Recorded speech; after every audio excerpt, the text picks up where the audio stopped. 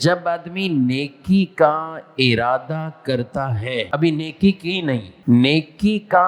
ارادہ کیا، اللہ اس کے لیے فرشتوں کو نیکی لکھنے کا حکم ارشاد فرما دیتا۔ ایک نیکی تو لکھ دو اس کے، اب اگر وہ عمل کر گزرے تو پھر تو 10 نیکیوں کے برابر، یہ بھی کوئی لمٹ نہیں ہے، یہ کم از کم تعداد بیان کی گئی کہ ہر نیکی 10 کے برابر تو ہو جائے گی۔ جمعے کا دن آئے تو 70 کے برابر ہو جائے، اور کوئی مبارک دن آئے نیکیاں بڑھ جائیں۔ گناہ کا ارادہ کیا، گناہ نہیں لکھا جاتا۔ ہاں اگر کوئی پکا عزم کر لے کہ مجھے یہ معاذ اللہ گناہ کرنا ہے، تو پھر اسے عزم کا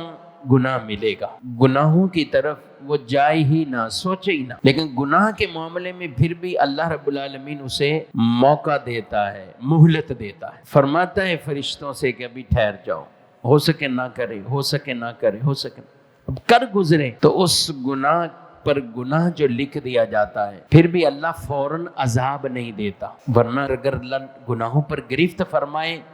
عذاب ہی عذاب، ہر طرف عذاب، فوراً عذاب نہیں دیتا،